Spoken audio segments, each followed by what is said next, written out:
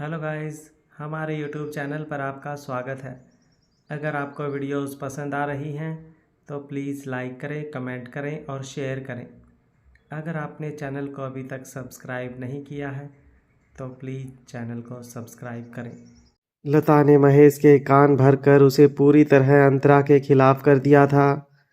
महेश ने अंतरा से कह दिया था कि जब तक उसे अपनी गलती का एहसास नहीं होता तब तक वह अपने कमरे में बंद रहेगी और उसे खाना तक नहीं मिलेगा। और अगर उसने महेश की बात नहीं मानी तो वो उसे घर से बाहर निकाल देगा और उसके पास पड़ी अंतरा की माँ की निशानी अंतरा को कभी देखने नसीब नहीं होगी। आखिर में महेश के बेडरूम से बाहर आकर गायत्री ने लता की तारीफ में कहा था कि अब लता अंतरा का क्या हाल करेगी, यह देखने के लिए गायत्री बेसब्र है। लता कोई गहरी सोच में डूबी थी। थोड़ी देर सोचने के बाद उसने गायत्री को चेतावनी देते हुए कहा, इतना खुश होने की जरूरत नहीं है, हमारी लड़ाई अभी खत्म नहीं हुई। यह मत भूलो कि अगर बुढ़िया को कुछ हो गया तब भी सिर्फ जिंदल परिवार अंतरा के खिलाफ हो सकता है, लेकिन वो कबीर नहीं। वो हमेशा अंतरा का साथ देगा। उन दोनों से निपटना आसान काम नहीं है। मिस्टर सैडो के बारे में बात करते हुए लता के चेहरे के हाव भाव काफ़ी सीरियस हो गए थे। लता को समझ नहीं आ रहा था कि अंतरा जैसी मामूली लड़की जिंदल परिवार के वारिस को कैसे पसंद आ गई। और आज दोनों की नज़दीकियां देखकर लता को समझ आ गया था कि उन दोनों का अफेयर आजकल का तो नहीं हो सकता था। लता ने इन सब ख्यालों को अपने दिमाग से निकाला और गायत्री से कहा, अब तुम अपने कमरे में जाओ, मुझे एक कॉल करना है। यह सुनकर गायत्री ने पूछा, क्या तुम अभी के अभी किरण को कॉल कर रही हो? इसके जवाब में लता ने बताया, नहीं, मैं तुम्हारी मनीषा आंटी को कॉल कर रही हूँ। तुम भूल गई कि अंतरा कबीर के बच्चे की माँ बनने वाली है। अगर अंतरा को पूरी तरह से हराना है तो हम उसके बच्चे को इस दुनिया में नहीं आने दे सकते। यह सुनकर गायत्री ने अपना सर हाँ में हिलाया। दूसरी तरफ अंतरा अपने कमरे में जा चुकी थी और पूरा दिन बाहर नहीं निकली थी। महेश का गुस्सा अभी तक शांत नहीं हुआ था।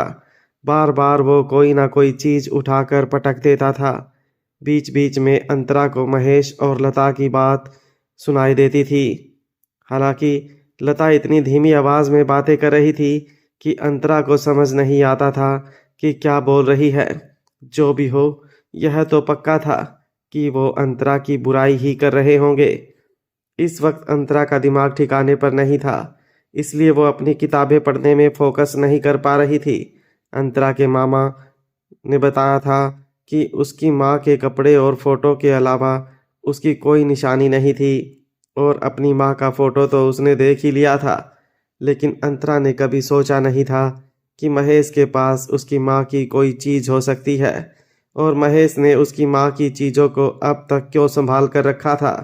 यह भी अंतरा के लिए बहुत बड़ा सवाल था, क्योंकि वो यह तो हरगिज़ नहीं मान सकती थी कि महेश ने वो चीज़ें प्यार की वजह से संभाल कर रखी थी। ऊपर से अब तो लता महेश की बीवी थी, इसलिए वो चीज़ें कहाँ रखनी चाहिए यह भी लता ने तय किया होगा। अंतरा ने हमेशा अपनी माँ के बारे में छोटी से छोटी बातें जानने की कोशिश की थी, इसलिए अगर सच में महेश के पास उसकी माँ की कोई निशानी थी तो अंतरा उसे हर हाल में हासिल करना चाहती थी, भले ही उसके लिए उसे थोड़ा दुख क्यों ना सहना पड़े। अंतरा को यह भी पता था कि महेश उसे भूखा तो मरने नहीं देगा, क्योंकि उसे अपनी जान से भी ज़्यादा अपनी इज्जत प्यारी है। अगर अंतरा को महेश के घर में कुछ हो गया तो वो किसी को मुंह दिखाने लायक नहीं रहेगा। महेश को सिर्फ यह डर है कि अंतरा की वजह से उसका प्लान चौपट ना हो जाए, बस इसीलिए उसने अंतरा को ऐसी सजा दी थी। और वैसे भी अंतरा को अब तक भूख नहीं लगी थी। उसने इन सब ख्यालों को अपने दिमाग से निकाला और पढ़ना जारी रखा। ऐसे ही पूरे 2 दिन और एक रात गुजर गए थे। अंतरा ने एक बूंद पानी तक नहीं पिया था। उसने अपने शरीर की सहन शक्ति का गलत अनुमान लगाया था। वो प्रेग्नेंट थी। उसके भूखे रहने से उसके बच्चे के विकास पर असर पड़ सकता था। अंतरा को थोड़े चक्कर आने लगे थे। साइड टेबल पर पड़ा उसका फ़ोन बजा। अंतरा ने फ़ोन उठाने के लिए अपना हाथ आगे बढ़ाया, लेकिन फ़ोन तक जाने से पहले बेड के पास गिर गई। उसी वक्त कोई उसके कमरे की बालकनी में आया था। रात के अंधेरे में अंतरा को समझ नहीं आया कि वो कौन है। जैसे ही वो कमरे के अंदर आया तो अंतरा थोड़ी हैरान हो गई। वो ध्रुव था। ध्रुव ने कंधे से अपना स्कूल बैग उतारा और उसमें से एक रेस्टोरेंट का पार्सल और पानी की एक बोतल निकालकर अंतरा के सामने रखा। उसने अंतरा से कहा, बातें बाद में, पहले खाना खाओ, तुम्हें बहुत भूख लगी होगी ना। खाने का पार्सल अभी भी गर्म था। अंतरा ने ध्रुव से पूछा, यह खाना तुमने ऑर्डर किया? इसके जवाब में ध्रुव ने अपना सर हाँ में हिलाया और कहा, तुमने मुझे इतनी बार खाना बनाकर खिलाया है तो मैं तुम्हें कैसे भूखा रहने दे सकता हूँ। ध्रुव ने दिल को छू लेने वाली बात कही थी, लेकिन अंतरा के पास उसकी तारीफ करने का टाइम नहीं था। उसे बहुत भूख लगी थी। अंतरा ने जल्दी से कंटेनर खोला और उसका कमरा बिरयानी की खुशबू से महक उठा। अंतरा ने तुरंत पैकेट से चम्मच निकालकर खाना शुरू कर दिया। ध्रुव ने अंतरा से कहा, तुमने कल सुबह से कुछ नहीं खाया है, लेकिन तुम्हारे बॉयफ्रेंड को तुम्हारी बिल्कुल पड़ी नहीं है। यह सुनकर अंतरा ने ध्रुव की तरफ देखा और उसे जवाब दिया, ऐसा नहीं है, वो मुझे लेने आएंगे। यह सुनते ही ध्रुव टेंशन में आ गया। उसने पूछा, तो क्या तुम उसके साथ चली जाओगी? फिर वापस भी नहीं आओगी क्या? ध्रुव का चेहरा देखकर अंतरा ने उसे पूछा, पर मेरी बात सुनकर तुम इतना नर्वस क्यों हो गए? इसके जवाब में ध्रुव ने हिचकिचाते हुए कहा, मैं कोई नर्वस नहीं हूँ। वो तो तुम घर पर रहती हो तो मुझे कभी भी कुछ भी खाने का मन करता है तो तुम बना देती हो। बाकी तुम ऐसा तो बिल्कुल मत सोचना कि मैं तुम्हें अपनी बहन मानने लगा हूँ। यह सुनकर अंतरा को हंसी आ गई। उसने ध्रुव को भरोसा देते हुए कहा, टेंशन मत लो, मैं इतनी जल्दी यहाँ से नहीं जाने वाली। अभी कुछ सवालों के जवाब मिलने बाकी हैं। इस घर से मुझे कुछ चीज़ें हासिल करनी है।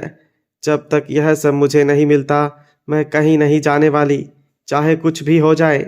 अंतरा की बात सुनकर ध्रुव को कुछ भी समझ नहीं आया और उसे यह सब समझने में इंटरेस्ट भी नहीं था। उसने अंतरा से पूछा, मैंने मेरी मॉम को दीदी से कुछ बात करते सुना, क्या तुमने मेरे डैड को फंसाने की कोशिश की है?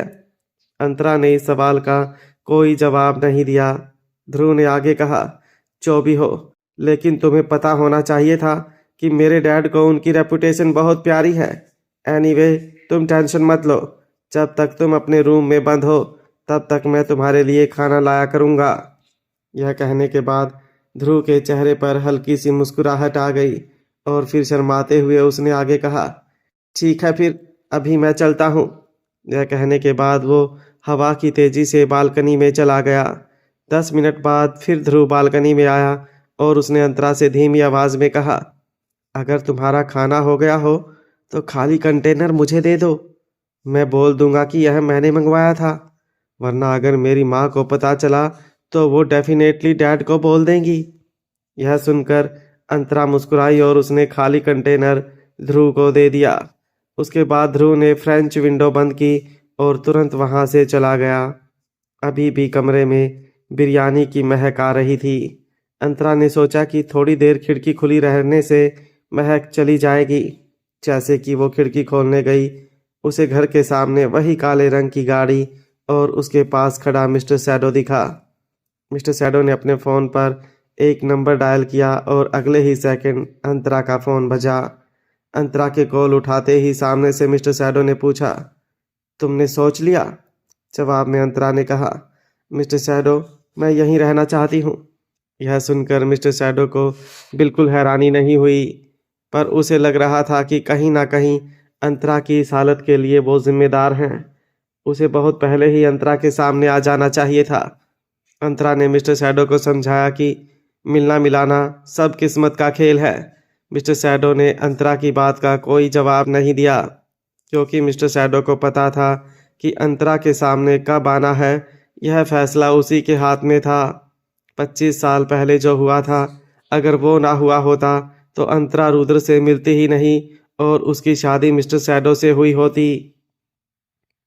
मिस्टर सैडो ने इन सब ख्यालों को अपने दिमाग से निकाला और टॉपिक बदलते हुए अंतरा से पूछा, तुम्हारी तबीयत ठीक है ना? बेबी ने तुम्हें ज़्यादा तंग तो नहीं किया? यह सुनते ही अंतरा के चेहरे पर एक मुस्कुराहट आ गई। उसने कहा, नहीं, बेबी काफ़ी शांत है। वो मुझे अच्छी तरह से समझता है। यह कहते हुए अंतरा अपने बेड पर आकर लेट गई। मिस्टर सैडो ने कहा, अभी भी 5 महीने बाकी हैं। यह सुनकर अंतरा को कुछ समझ नहीं आया। मिस्टर सैडो ने समझाया, 5 महीने बाद हमारा बच्चा इस दुनिया में आएगा। उससे पहले मैं अपने सारे अधूरे काम पूरे कर लूँगा और उसके बाद हम तीनों एक घर में रहेंगे। यह कहने के बाद मिस्टर सैडो ने आगे कहा, अंतरा आज की चांदनी काफ़ी खूबसूरत है। लेकिन अंतरा ने कोई जवाब नहीं दिया। मिस्टर सैडो ने थोड़ी देर इंतज़ार किया पर अंतरा कुछ भी नहीं बोल रही थी। उसे समझ आ गया कि अंतरा को नींद आ गई है। प्रेगनेंसी की वजह से शायद अंतरा जल्दी थक जाती थी।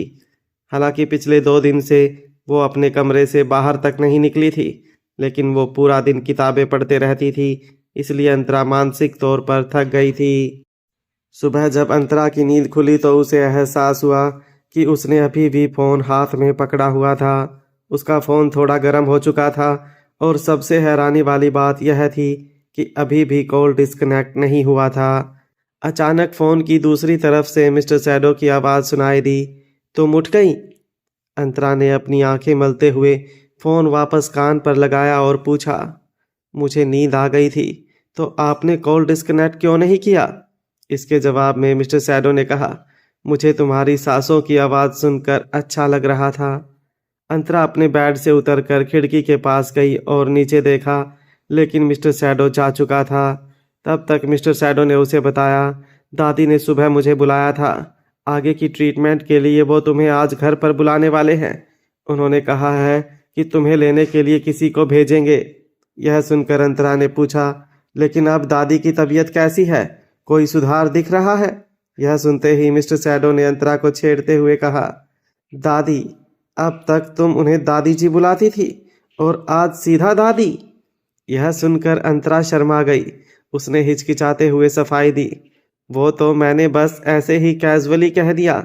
मिस्टर सैडो ने अंतरा को छेड़ना जारी रखा और कहा, ऐसे ही कैजुअली बातें किया करो, मुझे अच्छा लगता है।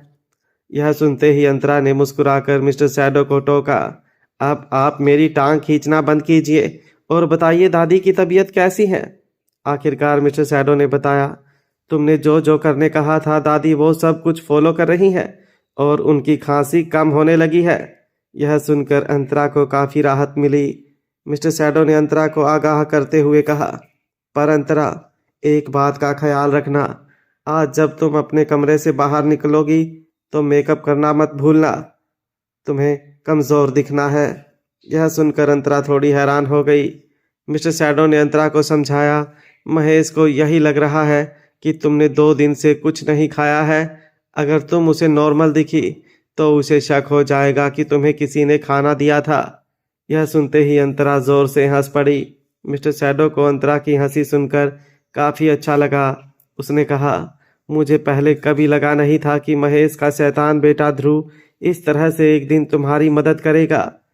यह सुनकर अंतरा ने मिस्टर सैडो को याद दिलाते हुए कहा, इससे पहले भी वो मेरी मदद कर चुका है। यह कहने के बाद अंतरा ने मिस्टर सैडो को डिश वॉशर लिक्विड की बोतल में सल्फ्यूरिक एसिड वाला किस्सा बताया और कहा कि अगर ध्रुव ने उसे आगाह नहीं किया होता तो पता नहीं क्या होने वाला था। अंतरा और मिस्टर सैडो की बात चल ही रही थी कि तब तक महेश के घर के सामने एक गाड़ी आकर रुकी। अंतरा ने खिड़की से देखा तो वो पहचान गई कि वो जिंदल परिवार की ही गाड़ी थी। अंतरा ने फ़ोन पर मिस्टर सैडो से कहा, अरे बाप रे, गाड़ी तो आ भी गई। अब मैं फ़ोन रखती हूँ, जल्दी से तैयार होना पड़ेगा। मिस्टर सैडो ने ओके कहकर फ़ोन रख दिया। अंतरा ने खुद पर मेकअप लगाना शुरू किया। उसने जल्दी से अपने चेहरे और होठों को फीका बना दिया। आखिर में अपने थके हारे चेहरे को आईने में देखकर उसे हंसी आ गई। नीचे महेश, लता, ध्रुव और गायत्री नाश्ता कर रहे थे और तभी डोरबेल बजी। महेश ने घड़ी में देखा तो सुबह के 7:30 बज रहे थे। वो थोड़ा हैरान हुआ कि इतनी सुबह कौन हो सकता है। उसने कहा, लता देखो ज़रा कौन है। अगर कोई गिफ्ट देकर हमसे रिश्ता बनाने आया है तो उसे यहाँ से भगा देना। यह सुनकर लता ने अपना सर हाँ में हिलाया और आधा खाया टोस्ट प्लेट में रखकर दरवाजे की तरफ गई। जैसे ही उसने दरवाज़ा खोला तो वो चौंक गई। बाहर कंचन खड़ी थी। उसने कहा, नमस्ते मिसेस दीक्षित, मुझे दादी जी ने मिस दीक्षित को लेने के लिए भेजा है। कंचन की आवाज़ ना ही ज़्यादा तेज थी और ना ही धीमी। हालांकि डाइनिंग टेबल पर बैठे हुए महेश को बराबर सुनाई दिया कि कंचन ने क्या कहा था। वो घबरा गया। उसे लगा कि अंतरा ने दिखावा करने के चक्कर में दादी के लिए दवाई प्रिस्क्राइब कर दी थी और वो दवाई खाने से ज़रूर दादी जी की तबीयत और ख़राब हो गई थी, वरना जिंदल परिवार से कोई इतनी सुबह क्यों आएगा। अब महेश के पास नाश्ता करने के लिए टाइम नहीं था। वो उठकर जल्दी से दरवाजे के पास आया और विनती करते हुए कंचन से बोला, देखिए, जो भी हुआ उसके लिए मैं माफ़ी चाहता हूँ। दरअसल मैं उसे डिसिप्लिन में रहना नहीं सिखा पाया, इसलिए इतनी बड़ी प्रॉब्लम हो गई। लेकिन मैं एक बात साफ साफ बता देना चाहता हूँ कि अंतरा मेरी बेटी नहीं है, वो एक अनाथ है, इसलिए मुझे उस पर दया आ गई थी। ऊपर से मेरा और उसका सरनेम एक है, इसलिए मैंने उसे अपने घर में रखा था। अब तक मैं और मेरी पत्नी भी अंधेरे में थे। हमें भी नहीं पता था कि वो इतनी बुरी इंसान है। आप प्लीज़ इन सारी बातों का खुलासा दादी जी के पास ज़रूर करना। यह सुनकर कंचन की भौहें उठ गई। जाहिर सी बात थी कि महेश की बातों से वो नाखुश थी। उसने महेश से पूछा, मतलब अब आप मिसेस दीक्षित को पहचानने से भी मना कर रहे हैं? इसके जवाब में महेश ने एक आह भरी और कहा, ऐसी बात नहीं है, लेकिन मेरा उसके साथ कोई लेना देना नहीं है। मैं बस यह उम्मीद करता हूँ कि दादी जी अंतरा की वजह से बेकसूर लोगों से नाराज ना हो। यह सुनकर कंचन ने मुस्कुराकर महेश को ताना मारा, आप वाकई में एक संस्कारी व्यक्ति हैं मिस्टर दीक्षित। ठीक है, मैं आपका यह मैसेज बड़े मालिक और दादी जी दोनों तक पहुंचा दूंगी, लेकिन इसके बाद जिंदल परिवार मिस दीक्षित को कैसे भी ट्रीट करे, उससे आपके परिवार को कोई फर्क नहीं पड़ना चाहिए। कंचन के यह बोलते ही महेश और लता एक दूसरे की तरफ देखकर मुस्कुराए। महेश के सर से पता नहीं कितना बड़ा बोझ उतर गया था, क्योंकि अब जिंदल परिवार अंतरा के किए कि उसे कोई भी सजा दे, इससे महेश को कोई फर्क नहीं पड़ने वाला था। और लता इसलिए खुश थी क्योंकि महेश ने आखिरकार अंतरा से दूरी बना ली थी। अब महेश को अंतरा के लिए कोई लगाव नहीं था, जिस वजह से अब अंतरा को इस घर से निकालने में लता को ज़्यादा मुश्किल नहीं होने वाली थी। गायत्री ने भी सारी बातें सुनी थी। वो भी बहुत खुश हो गई थी। उसने मन ही मन कहा, अंतरा अंतरा दीदी, अब तुम्हारा खेल खत्म हो चुका है। अब देखती हूँ तुम मुझसे कैसे नजरें मिला पाती हो। कंचन ने पूछा, मिस दीक्षित कहाँ है? इसके जवाब में महेश ने खुशी खुशी कहा, मैंने परसों से उसे उसके कमरे में बंद कर रखा है और उसे खाना भी नहीं दिया, ताकि उसे अपनी गलती का एहसास हो। यह सुनते ही हमेशा शांत रहने वाली कंचन को भी गुस्सा आ गया। वो महेश पर बरस पड़ी, क्या आप सठिया गए हैं क्या? आपको पता है ऐसा करना कानूनन जुर्म है। अभी अभी आपने कहा कि आपका मिस दीक्षित के साथ कोई वास्ता नहीं है, तो आपने किस हक से उसे कमरे में बंद कर रखा है? कंचन की डांट सुनकर महेश दंग रह गया। कंचन ने आगे बताया, आपको पता भी है कि मैं यहाँ क्यों आई हूँ? आज सुबह जब दादी जी उठी तो उनके सिम्टम्स कम हो गए थे, इसलिए उन्होंने खुद मिस दीक्षित को फॉलोअप कंसल्टेशन के लिए बुलाया है।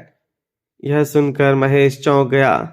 उसने पूछा, कंचन जी, आपका मतलब है कि दादी जी की तबीयत सुधर रही है? इसके जवाब में कंचन ने अपना सर हाँ में हिलाया और कहा, बिल्कुल, मिस दीक्षित ने प्रिस्क्राइब की हुई दवाई दादी जी पिछले 2 दिन से ले रही हैं। उनकी तबीयत में काफ़ी हद तक सुधार है। मिस दीक्षित ने जिंदल परिवार पर इतना बड़ा एहसान किया है और आप उनके साथ ऐसा बर्ताव कर रहे हैं। यह सुनकर लता हक्की बक्की रह गई थी। ऐसा कैसे हो सकता था? अंतरा तो ठीक से पढ़ी लिखी भी नहीं थी, तो वो बुढ़िया का इलाज कैसे कर सकती थी? महेश को अपने किए की कुछ न कुछ तो सफाई देनी ही थी। उसने तुरंत लता की तरफ देखकर कहा, सब तुम्हारी गलती है लता। तुमने ही कहा था कि अंतरा दादी जी का इलाज नहीं कर सकती। तुम्हारी वजह से मैंने उस पर गलत इल्जाम लगाया। सारी गलती लता की बताकर महेश ने कंचन को समझाया। कंचन जी, बहुत बड़ी गलतफहमी हो गई। ना मैं अपनी पत्नी की बातों में आता और ना मैं अंतरा को गलत समझता, लेकिन आप फिक्र मत कीजिए, मैं अभी अंतरा को बुला कर लाता हूँ। यह कहकर महेश उतावले कदमों से सीढ़ियां चढ़ते हुए ऊपर गया। महेश तुरंत अपनी बात से पलट गया। यह देखकर कंचन दंग रह गई। उसे ख्याल आया कि क्या सच में यही फेमस डिजाइनर महेश दीक्षित है, क्योंकि महेश बिल्कुल भी ईमानदार इंसान नहीं लग रहा था।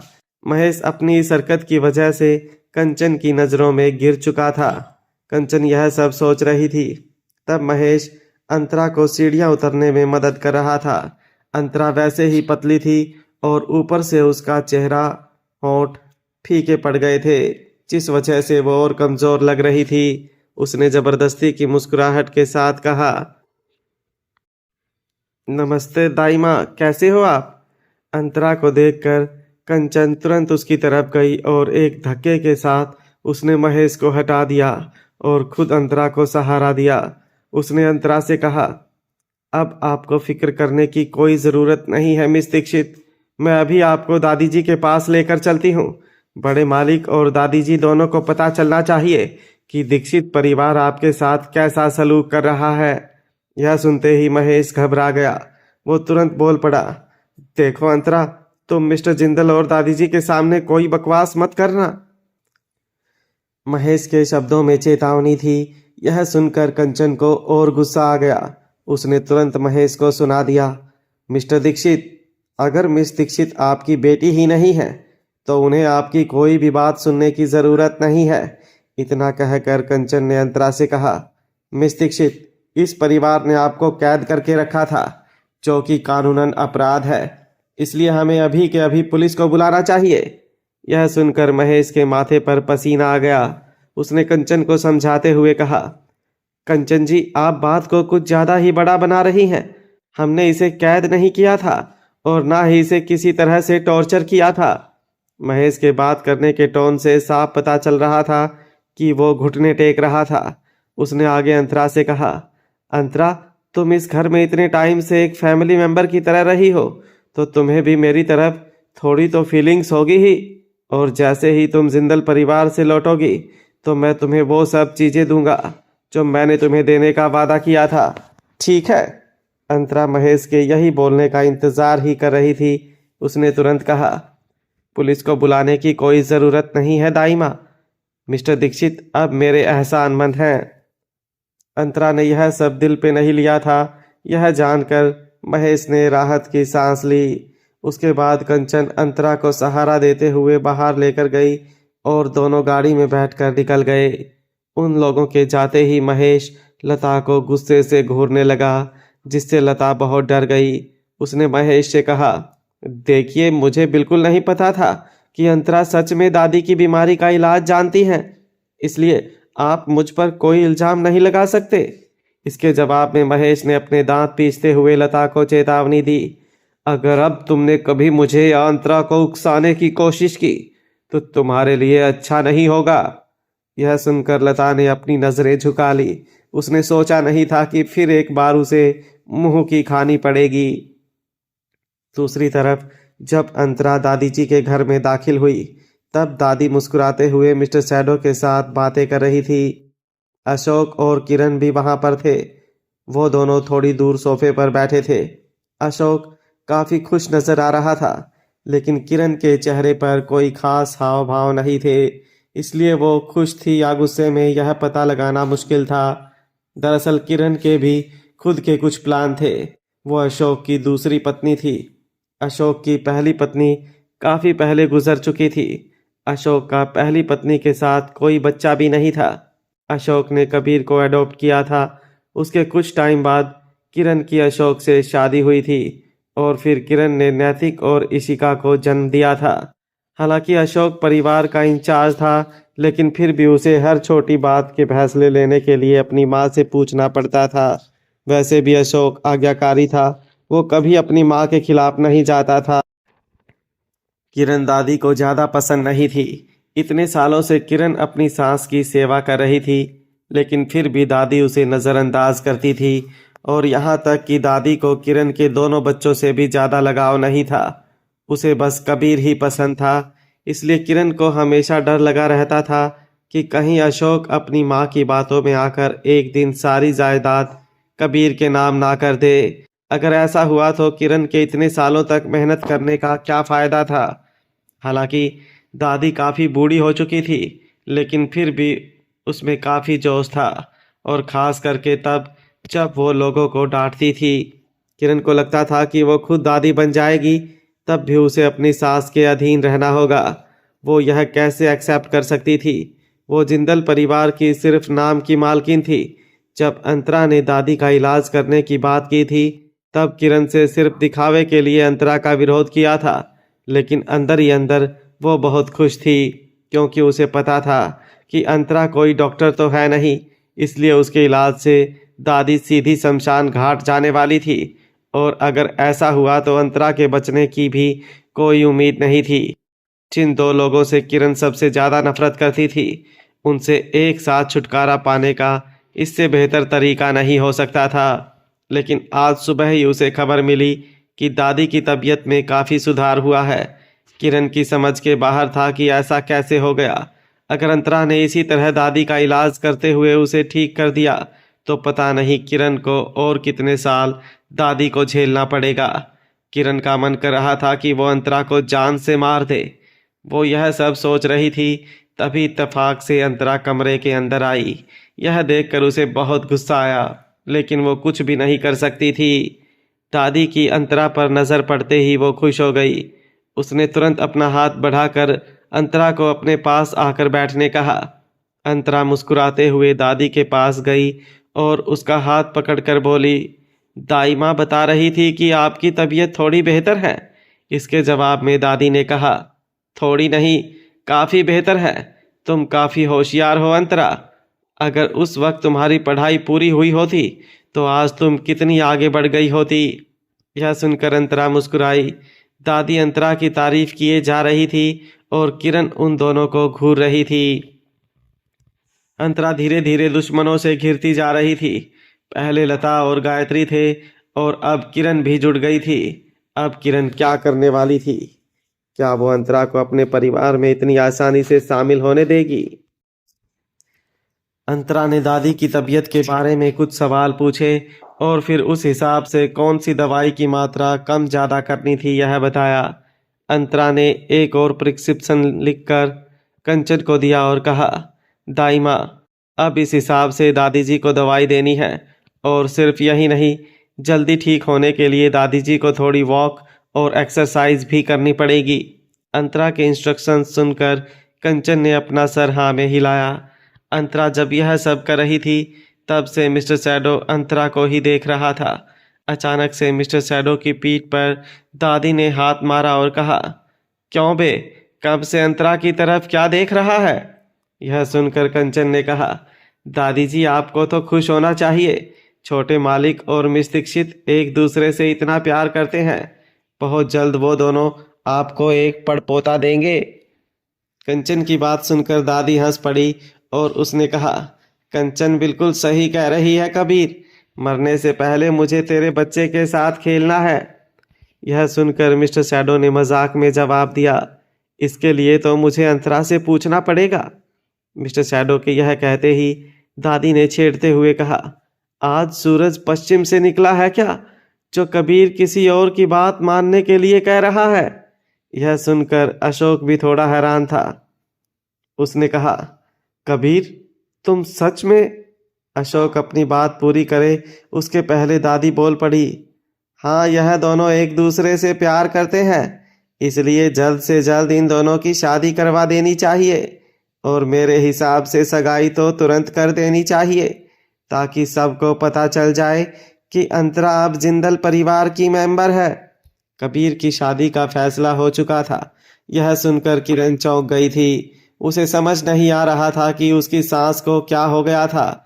जब भी कबीर के लिए कोई रिश्ता आता था तब वो कोई ना कोई कमी निकाल कर हर लड़की को रिजेक्ट कर देती थी। तो फिर अंतरा में उसे ऐसा क्या खास दिख गया था? उसे लग रहा था कि इस मामले में ज़रूर कुछ गड़बड़ है।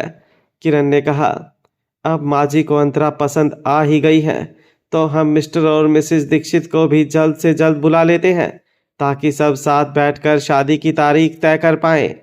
किरण बस दिखावा कर रही थी कि वह जल्द से जल्द कबीर और अंतरा की शादी की तैयारियां शुरू करना चाहती हैं, लेकिन मन ही मन उसे पता था कि ऐसा कुछ भी नहीं होने वाला, क्योंकि लता पहले ही किरण को अंतरा के बारे में सब कुछ बता चुकी थी।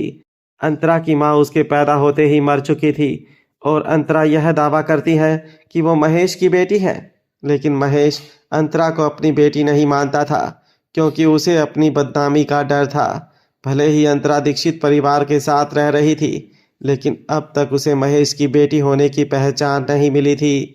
अपनी इज्जत बचाने के लिए ना ही महेश यह कहेगा कि वो अंतरा का सगा पिता है और ना ही कभी उसकी शादी तय करने के लिए मिलने आएगा, और लता भी इस शादी को रोकने में कोई कसर नहीं छोड़ेगी।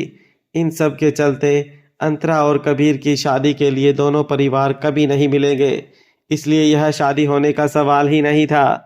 अशोक को बिल्कुल पता नहीं था कि किरण के मन में क्या चल रहा है, इसलिए उसने कहा, जब कबीर और अंतरा ने तय कर ही लिया है और किरण भी राजी है तो मेरे मना करने का कोई सवाल ही नहीं है। अब अंतरा के पेरेंट्स को बुलाकर बात पक्की कर ही देते हैं, है ना अंतरा? यह सुनकर अंतरा मुस्कुराई। उसे पता था कि किरण क्या खेल खेल रही थी।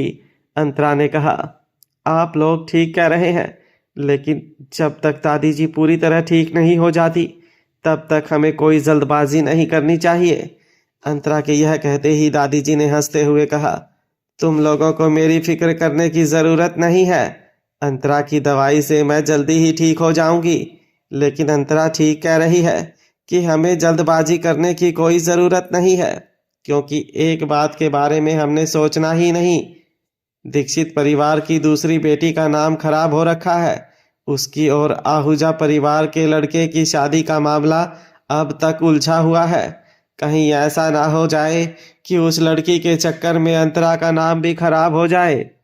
जाहिर सी बात थी कि दादी गायत्री के बारे में बात कर रही थी। अशोक ने दादी से पूछा, आहूजा परिवार?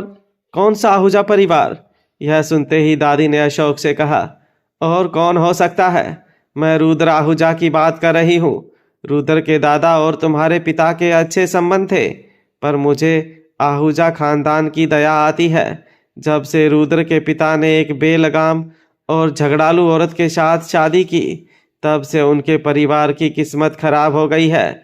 और यह रुद्र आहूजा भी कम नहीं है, शादीशुदा होने के बावजूद उसका चक्कर चल रहा था।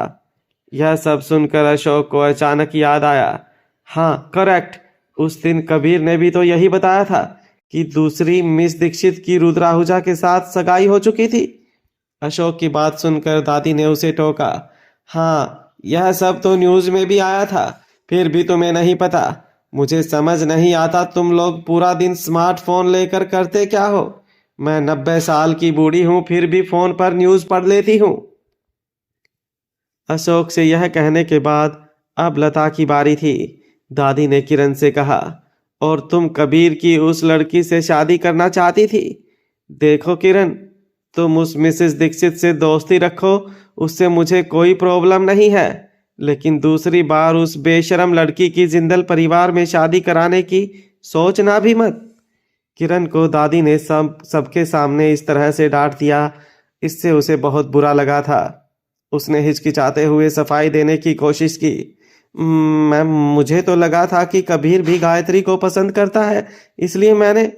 किरण अपनी बात पूरी करे उसके पहले दादी ने उसे फिर से टोक दिया, तुम्हें कैसे पता चला कि कबीर उस लड़की को पसंद करता है? यह सुनते ही तुरंत किरण ने कहा, क्योंकि कबीर ने खास गायत्री के लिए एक गाउन बनवा कर भेजा था। मुझे लगा कि वो गायत्री को पसंद करता है। भले ही कबीर मेरा सगा बेटा नहीं है, लेकिन मैंने कभी उसे नैतिक या इशिका से कम नहीं माना, इसलिए मुझे भी उसकी शादी की उतनी ही फिक्र थी जितनी आप लोगों को है। मुझे पता है कि उसकी पसंद की लड़की ढूंढना आसान काम नहीं है, इसलिए जैसे ही मुझे लगा कि कबीर को गायत्री पसंद है तो मैं बहुत खुश हो गई थी। मेरा कोई गलत इरादा नहीं था। यह बोलते बोलते किरण का गला भर आया और उसकी आंखें नम हो गई, लेकिन मन ही मन वो लता और गायत्री को गालियां दे रही थी क्योंकि गायत्री की रुद्र के साथ इंगेजमेंट वाली बात सच थी और उन लोगों ने किरण को बेवकूफ़ बनाया था और अब दादी को इस बात का पता चल गया था। तो सबको यह लग रहा था कि किरण जानबूझकर कबीर और गायत्री की शादी कराना चाहती थी। जाहिर सी बात थी कि अब अशोक को ही माहौल को शांत करना था। उसने दादी से कहा, हाँ माँ, किरण का इरादा गलत नहीं था। यह सुनते ही दादी ने कहा, हाँ ठीक है, अब बात को यहीं ख़त्म करते हैं। अगर मैं कुछ और बोलूँगी तो ऐसा लगेगा कि मैं किरण को बदनाम करने की कोशिश कर रही हूँ। और मैं यह भी मानती हूँ कि किरण का स्वभाव ऐसा नहीं है कि वो साजिश रचे, लेकिन प्रॉब्लम यह है कि दूसरे लोग बड़ी आसानी से किरण का फ़ायदा उठा सकते हैं।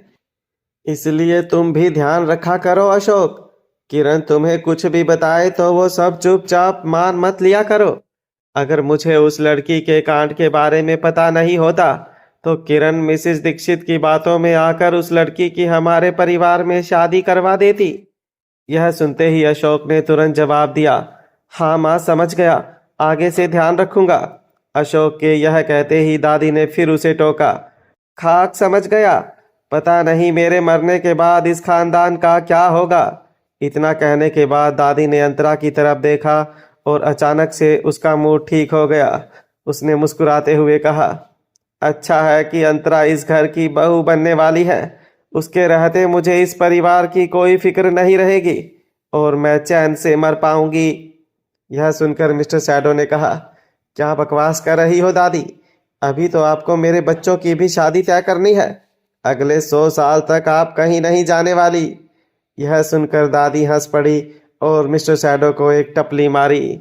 अशोक को कुछ काम था, इसलिए उसने अपनी माँ की इजाज़त ली। किरण भी उसके पीछे बाहर निकली।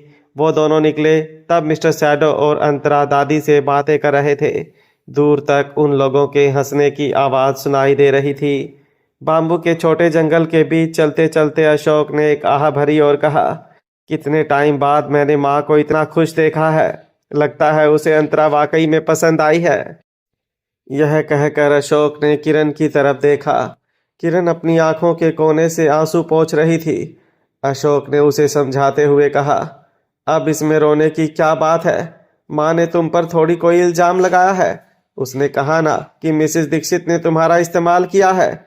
इतना कहने के बाद अशोक रुक गया और किरण के कंधों पर अपना हाथ रखकर उसे दिलासा देते हुए आगे कहा, अब से तुम मिसेस दीक्षित से दूर रहा करो। वो बहुत शातिर औरत मालूम पड़ती है। उसके साथ ना दोस्ती अच्छी है और ना दुश्मनी, क्योंकि दोनों में तुम्हारा ही नुकसान होगा। अब तो किरण भी लता पर चिड़ी हुई थी। उसने अशोक से कहा, मैं तो उसे जानती भी नहीं थी। फैमिली डिनर वाले दिन इत्तेफाक से थोड़ी देर उसके साथ बात हो गई और मुझे लगा कि हम दोनों में काफ़ी कुछ मिलता जुलता था, इसलिए धीरे धीरे पहचान बढ़ी। यह सुनकर अशोक ने कहा, उसने जानबूझकर तुमसे पहचान बढ़ाई ताकि उसका काम आसान हो जाए। माँ तुम्हें यही तो समझा रही थी कि तुम बहुत भोली हो, इसलिए लोग तुम्हारा आसानी से फ़ायदा उठा लेते हैं। अशोक के यह कहते ही किरण की आंखों से और ज़्यादा आंसू बहने लगे। उसने कहा, हाँ सब मेरी ही तो गलती है। फिर से किरण को रोता देखकर अशोक ने उसे दिलासा दिया, किसने ऐसा कहा कि तुम्हारी गलती है? लेकिन तुम बात को समझो, बच्चे अब बड़े हो गए हैं, इसलिए उन्हें अपने हिसाब से फैसले लेने देने चाहिए। कबीर की शादी लगभग तय ही हो चुकी है। अब हमें नैतिक और ऋषिका के बारे में सोचना शुरू कर देना चाहिए। दोनों को हमने कुछ ज़्यादा ही लाड़ प्यार देकर बिगाड़ा है और वो दोनों कबीर के मुकाबले बिल्कुल मैच्योर्ड नहीं है, इसलिए मुझे उन दोनों की ज़्यादा फिक्र है। यह सुनकर किरण को बिल्कुल अच्छा नहीं लगा। उसने तुरंत कहा, नैतिक और ऋषिका आपका खून है, कबीर नहीं, तो फिर आपको कबीर के लिए ज़्यादा लगाव क्यों है? किरण की बात सुनकर अशोक चौंक गया। उसने थोड़े गुस्से के साथ कहा, तुम क्या बोल रही हो? तुम्हें पता भी है कबीर 5 साल का था तब से वो मेरे साथ है। उस वक्त हम दोनों की शादी भी नहीं हुई थी। भले ही हमारा खून का रिश्ता ना हो, लेकिन वो मेरा बेटा है। यह सुनते ही किरण ने कहा, इसका मतलब तो यह है कि अगर मुझ में और कबीर में से आपको किसी एक को चुनना हो तो आप कबीर को ही चुनेंगे, है ना? मैंने इस परिवार के लिए इतना कुछ किया, आपके 2 बच्चों को जन्म दिया, लेकिन फिर भी आपके लिए मुझसे ज़्यादा एक अनाथ बच्चे की अहमियत है। यह सुनकर अशोक आग बबूला हो गया।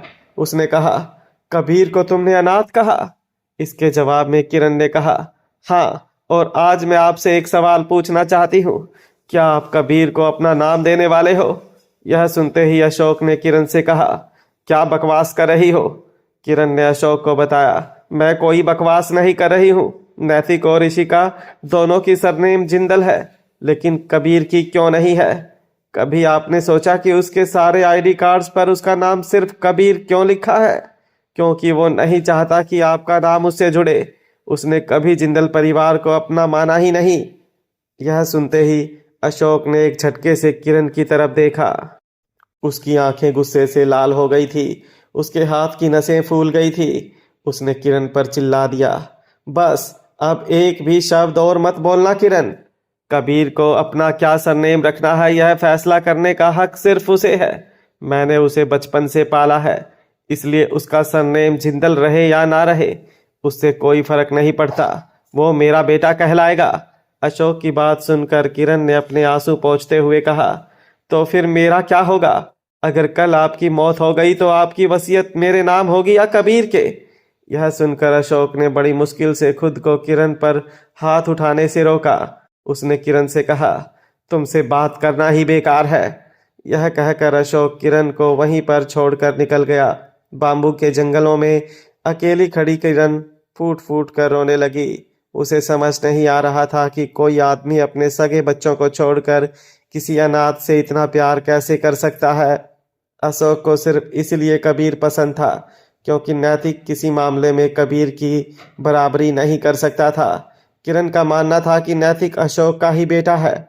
अगर नैतिक में कोई खोट है तो वह उसे अशोक से विरासत में मिली है। इसलिए नैतिक की कोई गलती नहीं है कि वो कबीर जितना काबिल नहीं है। किरण को ख्याल आया कि एक तरह से अच्छा ही हुआ कि आज अशोक के दिल की बातें उसे पता चल गई। अब नैतिक और ऋषिका के साथ नाइंसाफी न हो, उसके लिए किरण को ही कुछ करना पड़ेगा, क्योंकि अब अंतरा ने भी दादी का दिल जीत लिया था और उसके पति के रवैये से तो यही लग रहा था कि जिंदल परिवार की सारी दौलत आगे चलकर कबीर और अंतरा को ही मिलने वाली है। किरण को पता था कि अपना हक वापस पाने के लिए उसे बहुत ध्यान से प्लान बनाना पड़ेगा। यह सब सोचते हुए किरण ने अपने आंसू पोंछे और उतावले कदमों से अपने बेडरूम में गई। उसने दरवाज़ा अंदर से बंद किया और लता को कॉल किया। इस वक्त लता घर पर ही थी। उसे समझ नहीं आ रहा था कि अब उसे क्या करना चाहिए। वो किरण के फ़ोन का कब से इंतज़ार ही कर रही थी कि उसे पता तो चले कि अंतरा ने जिंदल परिवार के घर जाकर क्या किया है। फ़ोन की एक रिंग बजते ही लता ने उठा लिया और कहा, थैंक गॉड किरण जी, आपने कॉल किया। सामने से किरण की गुस्सैल आवाज़ सुनाई दी, लता, मैंने तुम्हें अपनी सगी बहन माना था, लेकिन तुमने मुझे धोखा दिया है। किरण रूखे लहजे से बात कर रही थी। यह जानकर लता चौंक गई। उसने कहा, किरण जी, आप क्या कह रही हैं? मुझे कुछ समझ नहीं आ रहा। किरण ने पूछा, क्या तुम्हारी बेटी अभी भी आहूजा खानदान से जुड़ी है? यह सुनकर लता का दिल तेजी से धड़कने लगा। हालांकि उसे पता था कि एक ना एक दिन यह सवाल उठने ही वाला है, और अब तो उसने इस बात को दबाने की तैयारी भी कर ली थी। उसने मधु को भी तो ब्लैकमेल कर रखा था। इसलिए लता ने शांति से कहा, किरण जी, मैंने आपको पिछली बार भी बताया था कि यह सब रुद्र का किया कराया था। उसने अफेयर के लिए गायत्री को मजबूर किया था। गायत्री के पास कोई रास्ता नहीं था। यह सुनकर किरण ने एक आह भरी और कहा, मैंने तुम्हारी बातों पर भरोसा करके गलती की। तुम्हें पता है, मेरी सास ने आज सबके सामने मुझ पर सवाल उठाए कि मैं ऐसी लड़की को अपने परिवार में क्यों शादी करवाना चाहती हूँ। मेरे पास कोई जवाब नहीं था। यह सुनते ही लता ने माफ़ी मांगते हुए कहा, मैं माफ़ी चाहती हूँ कि आपको इतनी परेशानी हुई, लेकिन आप ही बताइए, इसमें हमारा भी क्या कसूर है? रुद्र ने मेरी बच्ची को बहुत परेशान किया है। गायत्री ने उसकी बात नहीं मानी तो उसने हर तरफ यह अफवाह फैला दी कि गायत्री उसके बच्चे की मां बनने वाली है। यह बात इंटरनेट पर भी वायरल हो गई थी और लोग गायत्री का मजाक उड़ाने लगे थे। आपको पता है, इन सब के चलते गायत्री खुदकुशी करने वाली थी। लता की बात सुनकर किरण ने ताना मारा, अच्छा चलो, यह बात तो तुमने मुझे समझा दी, अब दूसरी बात समझाओ। अगर गायत्री और कबीर एक दूसरे को जानते ही नहीं थे तो फैमिली डिनर में कबीर के भेजे हुए कपड़े गायत्री ने क्यों पहने थे? क्योंकि जाहिर सी बात है कि वो कपड़े कबीर ने अंतरा के लिए भेजे होंगे। तुम्हें क्या लगता है लता कि मैं बेवकूफ हूं? दादी की डांट पड़ने के बाद किरण को सारी बातें समझ आने लगी थी। इन माँ बेटी ने उसे आधा सच और आधा झूठ बताया था। अब जाकर किरण होश में आई थी। अगर वो कपड़े अंतरा के लिए भेजे गए थे तो अंतरा इतनी बेवकूफ नहीं है कि खुशी खुशी अपने कपड़े गायत्री को पहनने देगी। जरूर माँ बेटी ने कोई चाल चलकर अंतरा से वो कपड़े छीन लिए होंगे ताकि किरण को ऐसा लगे कि गायत्री और कबीर एक दूसरे से प्यार करते हैं और किरण दोनों की शादी कराने में मदद करे। जितना किरण इस बारे में सोचती गई उतना उसे लता पर ज्यादा गुस्सा आने लगा। लता की तरफ से कोई जवाब ना आने पर किरण ने फिर पूछा, बताओ गायत्री ने वो गाउन क्यों पहना था? लता को समझ नहीं आ रहा था कि वो क्या जवाब दे।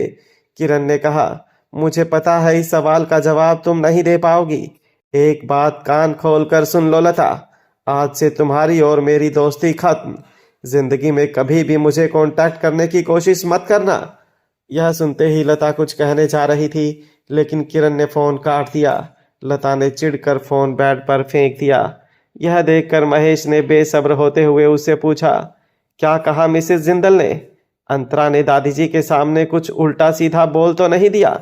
यह सुनकर लता ने महेश के सामने देखा और मन ही मन उसे कोसा कि महेश को सिर्फ अपनी इज्जत की पड़ी है।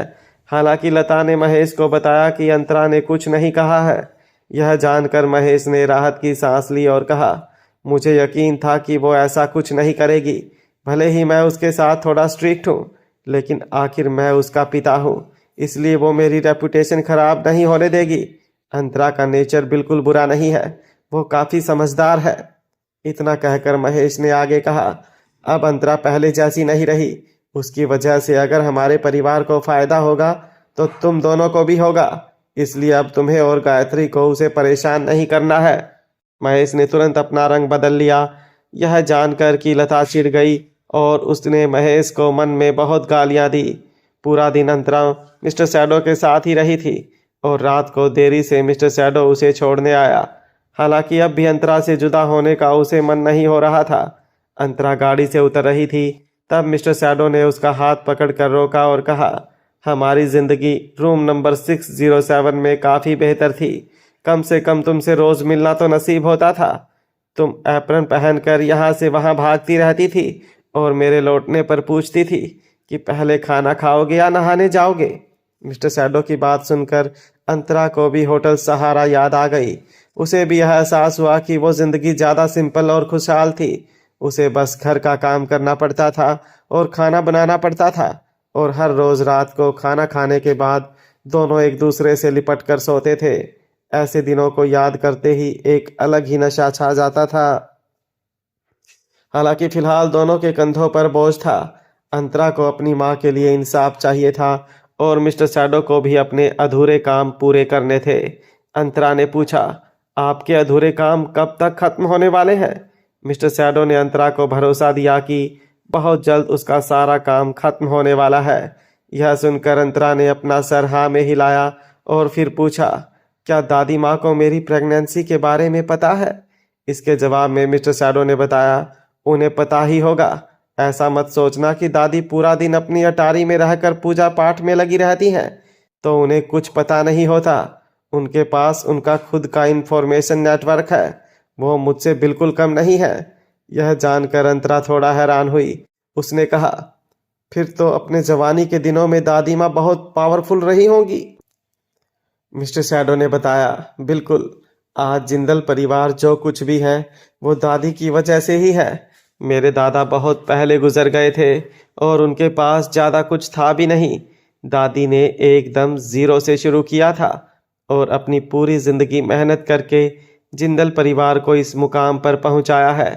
तुम्हें तो पता है मेरे पापा बहुत सीधे हैं और यह अच्छी बात भी है, लेकिन बिजनेस में इसे कमज़ोरी भी माना जाता है। लोग बड़ी आसानी से आपका फ़ायदा उठा लेते हैं।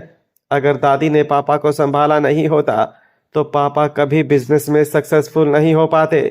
यह सुनकर अंतरा ने मन ही मन दादी की सराहना की। मिस्टर सैडो ने कहा, तुम्हारी पर्सनालिटी भी दादी से काफ़ी मिलती जुलती है, इसलिए वो तुम्हें पसंद करती हैं। अंतरा ने मिस्टर सैडो से कहा। मुझे भी दादी माँ बहुत अच्छी लगी। आज तक मेरे दोनों मामाओं के बाद किसी बुजुर्ग ने इतना प्यार दिया है तो वो दादी हैं। अंतरा के मामा का नाम सुनते ही मिस्टर सैडो को कुछ याद आया और उसने पूछा, अंतरा, तुम्हारे मामा ने कभी तुम्हारी माँ की किसी सहेली के बारे में बताया था? इसके जवाब में अंतरा ने अपना सर ना में हिलाया और पूछा कि मिस्टर सैडो ऐसा क्यों पूछ रहा है। मिस्टर सैडो ने बताया कि कोई खास वजह नहीं है, वो बस इसीलिए पूछ रहा था कि अगर ऐसा कोई है तो इन्वेस्टिगेशन में थोड़ी मदद मिल जाएगी। उसके बाद मिस्टर सैडो ने अंतरा को आगाह करते हुए कहा, लता और डॉक्टर मनीषा पाटिल के बीच आजकल बहुत ज़्यादा फ़ोन कॉल होने लगे हैं। तुम्हें सावधान रहना होगा। लता कभी भी कुछ भी कर सकती है। मिस्टर सैडो की बात का क्या मतलब था अंतरा अच्छी तरह से समझती थी। अंतरा ने अपना सर हाँ में हिलाया और फिर पूछा, अब तक डॉक्टर पाटिल के क्राइम का कोई सबूत नहीं हासिल हुआ ना? मिस्टर सैडो ने अपना सर ना में हिलाया और कहा, उस वक्त डॉक्टर मनीषा ने जो भी किया बहुत सीक्रेटली किया। ऊपर से तुम्हारी माँ दाह संस्कार भी हो चुका है, इसलिए उसके खिलाफ किसी भी तरह का सबूत मिलना मुमकिन नहीं है।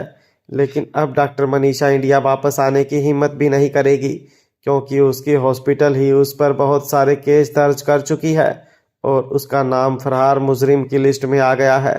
जैसे ही उसने इंडिया में कदम रखा तो वो सीधा जेल जाएगी और कभी बाहर नहीं आ पाएगी। डॉक्टर मनीषा की यह हालत हो गई थी, इससे अंतरा को थोड़ी राहत तो मिली थी, लेकिन उसे अभी भी यह लग रहा था कि इतनी सज़ा उसके लिए काफ़ी नहीं है। लता और मनीषा अब तक जिंदा थे और आराम से रह रहे थे। महेश ने भी अपने किए की कीमत नहीं चुकाई थी। अंतरा को अपनी पूरी ज़िंदगी अपनी माँ के बगैर बितानी पड़ेगी। इन सब का हिसाब कौन देगा? आखिर में अंतरा इन सब सवालों को अपने दिमाग से निकाल कर मिस्टर सैडो से अलग हुई और महेश के घर की तरफ गई। जैसे ही अंतरा ने मेन डोर खोला तो देखा कि सामने महेश सोफे पर बैठा था। अंतरा को देखकर वो तुरंत खड़ा हो गया। उसका एटीट्यूड थोड़ा ऑकवर्ड हो गया था। उसने कहा, अरे अंतरा, आ गई तुम? जवाब में अंतरा ने सिर्फ अपना सर हाँ में हिला दिया। महेश ने पूछा, तुमने डिनर किया बेटा? अगर तुम्हें कुछ खाना है तो तुम्हारी आंटी को बोलो, तुम जो बोलोगी वो तुम्हारे लिए बना देगी।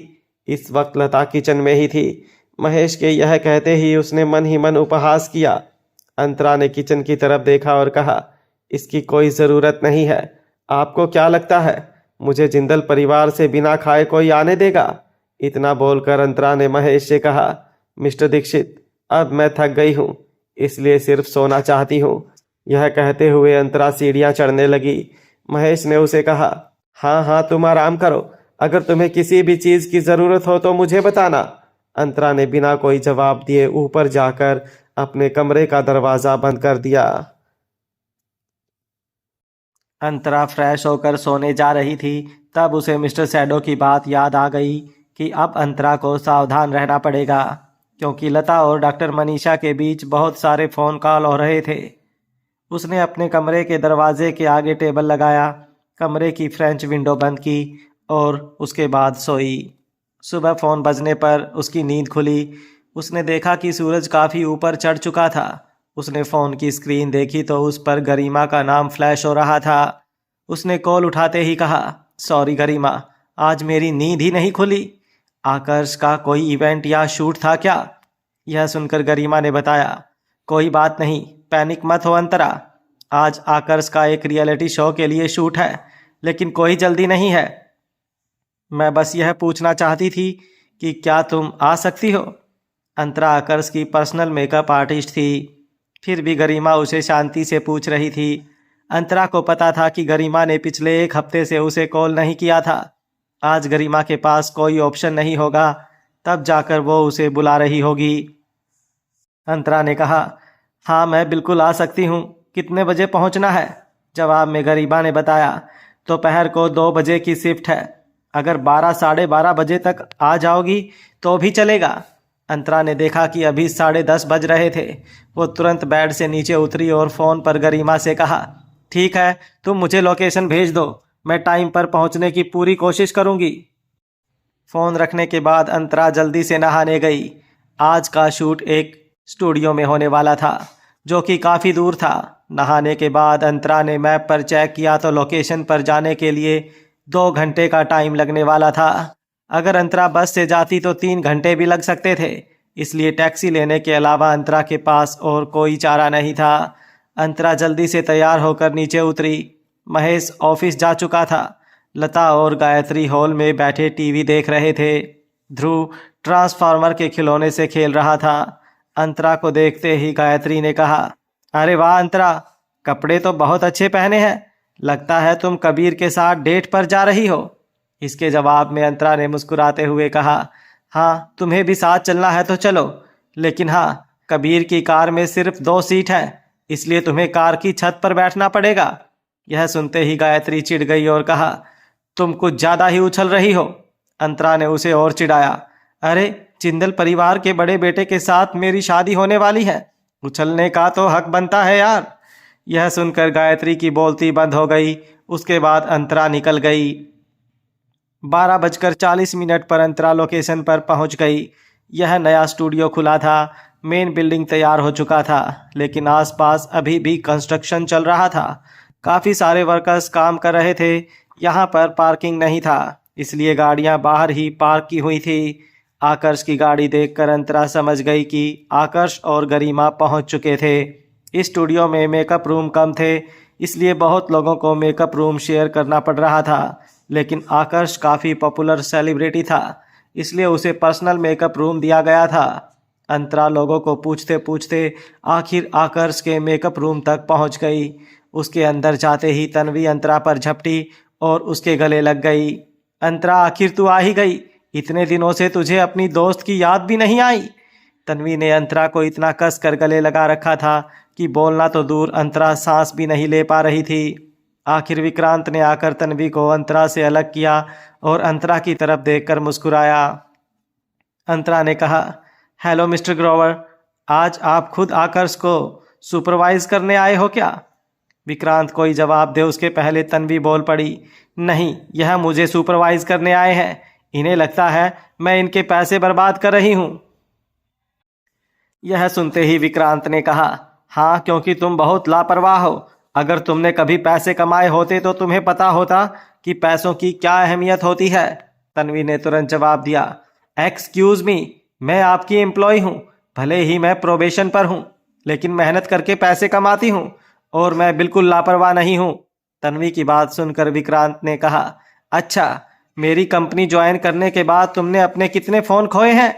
इसके जवाब में तन्वी ने कहा, 5, लेकिन वो भी मेरे काम की वजह से। मुझे इतने सारे लोगों से कोऑर्डिनेट करना पड़ता है, तो मैं क्या करूं? तन्वी का जवाब सुनकर विक्रांत ने फिर कोई ताना नहीं मारा। उन दोनों की बहस चल रही थी। तब गरिमा ने अंतरा के पास आकर कहा, इन दोनों पर ध्यान मत दो, इनका तो चलता ही रहेगा। चलो मैं तुम्हें शो के बारे में बता देती हूँ। यह कहने के बाद गरिमा अंतरा को एक कोने में लेकर आई और शो का कंसेप्ट वगैरह समझाया। इस शो में यह दिखाने वाले थे कि अगर एक मेल और एक फीमेल सेलिब्रिटी 1 महीने तक साथ रहते हैं तो उनके बीच क्या क्या होता है। और आकर्ष के साथ जो फीमेल सेलिब्रिटी कास्ट हुई थी वो और कोई नहीं बल्कि सुहानी कपूर थी, जो कि गायत्री की खास दोस्त थी। गरिमा ने कहा, सुहानी भी हमारी स्टारलाइट एंटरटेनमेंट से जुड़ी है। हालांकि सुहानी का पर्सनल मेकअप आर्टिस्ट है, इसलिए तुम्हें उसके साथ डील करने की ज़रूरत नहीं है। तुम्हें बस आकर्ष के लुक पे ध्यान देना है। लेकिन हाँ, अगर तुम रेस्ट करना चाहो तो कर सकती हो। तुम्हें हर वक्त आकर्ष के साथ रहने की ज़रूरत नहीं है। जब भी ज़रूरत पड़ेगी तुम्हें बुला लिया जाएगा। यह सब सुनकर अंतरा ने हाँ में अपना सर हिलाया, लेकिन जब उसने सुहानी कपूर का नाम सुना तो वो थोड़ा सोच में पड़ गई। गरिमा से भी यह बात छुपी नहीं। गरिमा ने अंतरा को समझाते हुए कहा, तुम्हें इतना सोचने की ज़रूरत नहीं है। हमें सिर्फ शूटिंग करनी है और अपने अपने घर जाना है। तुम्हें सुहानी के साथ बात करने की भी ज़रूरत नहीं है। यह सुनकर अंतरा ने ठीक है कह दिया। अंतरा और गरिमा बात कर रहे थे। तब तक एक असिस्टेंट डायरेक्टर भी अंतरा को आकर्ष के लुक के बारे में बताने आया। शो में आकर्ष को इंट्रोवर्ट दिखाना था, जो कि किसी से ज़्यादा बातें नहीं करता, और सामने सुहानी को वो लोग थोड़ी बातूनी और प्यारी दिखाना चाहते थे। असिस्टेंट डायरेक्टर ने कहा, आज पहले एपिसोड का शूटिंग है, इसलिए आप अपना वक्त लेकर आकर्ष को तैयार करें। अंतरा ने उसकी बात का हाँ में जवाब दिया। अब तक अंतरा ने आकर्ष को ज़्यादातर कॉन्सर्ट के लिए ही मेकअप किया था, जो कि बहुत हैवी होता था। हालांकि वैसा मेकअप रियलिटी शो में बिल्कुल अच्छा नहीं लगता। अगर इतना हैवी मेकअप कर दिया तो आकर्ष वैम्पायर जैसा लगेगा। अंतरा ने आकर्ष का मेकअप शुरू किया। इस बार अंतरा ने काफ़ी हल्का मेकअप किया और आकर्ष के बाल हाथ से थोड़े रफ कर दिए। इस बार उसे कपड़े भी डिसेंट दिए गए थे। गरिमा वहाँ पर आई और आईने में आकर्ष का लुक देखकर उसे कहा, अंतरा को अपना काम बराबर पता है। मेरे जैसी आंटी का भी तुम पर दिल आ गया तो पता नहीं टीवी पर देखकर सारी लड़कियों का क्या हाल होगा। यह सुनकर अंतरा मुस्कुराई और कहा, अच्छा है ना, आकर्ष के 5-10 लाख और फैन बढ़ जाएंगे। और मुझे तो डर है कहीं सुहानी आकर्ष के प्यार में ना पड़ जाए। अंतरा की बात सुनकर गरिमा ने कहा, टेंशन मत लो, वो ऐसा कुछ नहीं करेगी, क्योंकि सुहानी के हिसाब से आकर्ष बहुत छोटी मछली है और उसका टारगेट हमेशा बड़ी मछली रहती है, जैसे कि हमारे बॉस। यह सुनकर अंतरा हैरान रह गई। उसने तन्वी के साथ खड़े विक्रांत की तरफ देखा, जो कि उन लोगों से थोड़ी दूरी खड़े थे। अंतरा ने गरिमा से धीमी आवाज़ में कहा, क्या सच में सुहानी मिस्टर ग्रोवर के पीछे पड़ी है? इसके जवाब में गरिमा ने बताया, बिल्कुल, उसे पता था कि आकर्ष के पीछे तन्वी यहाँ आने ही वाली है और तन्वी के आने से विक्रांत सर के यहाँ आने के चांसेस बढ़ जाते हैं। और मैंने सुना है कि पहले आकर्ष के साथ में कोई और सेलिब्रिटी रहने वाली थी, लेकिन इस शो के प्रोड्यूसर के साथ सुहानी लंच पर गई और तुरंत डिसीजन बदल गया। गरिमा यह बोल ही रही थी, तब मेकअप रूम का दरवाज़ा खुला और सुहानी अंदर आई। उसने गरिमा के पास आकर कहा, हाय गरिमा, मैंने सोचा शूट शुरू हो उसके पहले एक बार आकर्ष से मिल लूं। जाहिर सी बात थी कि आकर्ष और गरिमा दोनों ही सुहानी को पसंद नहीं करते थे, खासकर गरिमा, क्योंकि गरिमा बहुत सालों से इंडस्ट्री में काम कर रही थी। उसने हर तरह के लोग देखे थे। सुहानी जैसी चालाक लड़कियों से भी उसका बहुत बार पाला पड़ा था, लेकिन वो सब कम से कम अपने ख्यालों को छुपाने की कोशिश तो करती थी, लेकिन सुहानी उन सब से ऊपर थी। उसके इरादे उसके चेहरे पर साफ नजर आते थे। जब से उसने मेकअप रूम में कदम रखा था, तब से वो यह दिखावा कर रही थी कि वो आकर्ष और गरिमा के साथ बातें कर रही हैं, लेकिन उसकी नज़र विक्रांत पर टिकी थी। उसने विक्रांत को ऊपर से नीचे तक देख लिया था, जैसे उसे स्कैन कर रही हो। अचानक सुहानी ने मुस्कुराते हुए कहा, विक्रांत सर, आपकी टाई लाजवाब है।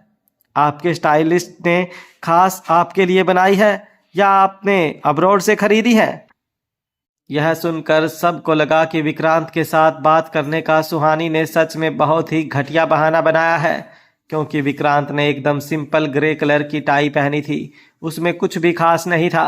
अगर सुहानी ने विक्रांत की टाई का जिक्र नहीं किया होता तो शायद किसी का ध्यान भी नहीं गया होता कि विक्रांत ने टाई पहनी है। सुहानी के आते ही विक्रांत ने उसके साथ बात नहीं की, इसलिए सुहानी को उसके साथ बात करने का बहाना चाहिए था। गरिमा मुस्कुराई और आगे आकर सुहानी और विक्रांत के बीच में खड़ी हो गई, ताकि सुहानी विक्रांत को देख ना सके, और फिर एक बनावटी मुस्कुराहट के साथ सुहानी से कहा, तुमने सर से मिल लिया ना? अब जाकर जल्दी से रेडी हो, कुछ ही देर में शूटिंग शुरू होने वाली है। यह सुनते ही सुहानी ने जवाब दिया, कोई टेंशन नहीं है, मैं मेकअप करके और कॉस्ट्यूम चेंज करके ही आई हूँ। अब मैं और आकर्ष यहाँ से साथ में सेट पर जाएंगे। मैंने सोचा कि एडीज से आकर्ष को अलग बुलाने जाएं, मुझे अलग बुलाने आए। इससे अच्छा है कि दोनों एक ही जगह पर रहें, ताकि सबका टाइम बचेगा। मुझे याद है विक्रांत सर हमेशा कहते हैं, अगर तुम टाइम की वैल्यू नहीं करोगे तो टाइम तुम्हारी वैल्यू नहीं करेगा, है ना विक्रांत सर? यह कहकर सुहानी ने विक्रांत को ही टॉपिक बना दिया। काफ़ी देर से चुप खड़े विक्रांत ने सुहानी की तरफ देखा और कहा, इसे तुम मेकअप कहती हो? तुम्हारी आंखों का मेकअप ठीक से नहीं हुआ है। यह कहकर विक्रांत सुहानी को यह बता रहा था कि उसे लोगों को इरिटेट ना करते हुए फौरन वहां से निकल जाना चाहिए। हालांकि सुहानी इतनी आसानी से थोड़ी हार मानने वाली थी। सुहानी ने कंधे पर बिखरे अपने बाल पीछे किए ताकि विक्रांत को उसका गला दिखे। उसके बाद मासूम बनने का नाटक करते हुए कहा, सर क्या है कि मुझे मेकअप के बारे में ज़्यादा पता नहीं है, लेकिन मैंने सुना है मिस कश्यप की यह फ्रेंड अच्छी मेकअप आर्टिस्ट हैं और खूबसूरत भी हैं। अगर आपको उसकी तरफ देखने में कोई प्रॉब्लम नहीं है तो मुझसे क्यों नजरें चुरा रहे हैं? यह सुनकर अंतरा हैरान रह गई। उसे ख्याल आया कि सुहानी को भी लता की बेटी होना चाहिए था। तन्वी को यह सब सुनकर बहुत गुस्सा आया। उसने सुहानी से कहा, ए तू पागल है क्या? इसके जवाब में सुहानी ने कहा, मिस कश्यप, तुम मेरे साथ ऐसे क्यों बात कर रही हो? और मैंने गलत क्या कहा है? सबको पता है कि आकर्ष की मेकअप आर्टिस्ट बहुत खूबसूरत है। वो तुम्हारी इतने सालों से बेस्ट फ्रेंड रही है, तो उसने तुम्हारा आज तक मेकअप क्यों नहीं किया है? यह सुनकर तन्वी को समझ नहीं आया कि सुहानी क्या बकवास कर रही है। उसने अपना आपा खो दिया और कहा, मुझे पता है तू मेरे और अंतरा के बीच फूट डालना चाहती है, लेकिन तू कितनी भी कोशिश कर ले, तू हम दोनों में से किसी को उकसा नहीं सकती। इसलिए अपनी यह एनर्जी तू अपने एक्टिंग पर लगा, क्योंकि लोगों के साथ सोकर तुझे काम तो मिल जाएगा, लेकिन टैलेंट कभी नहीं मिलेगा। यह कहकर तन्वी ने सुहानी की इज्जत दो कौड़ी की कर दी। सुहानी को बहुत अपमानित महसूस हुआ।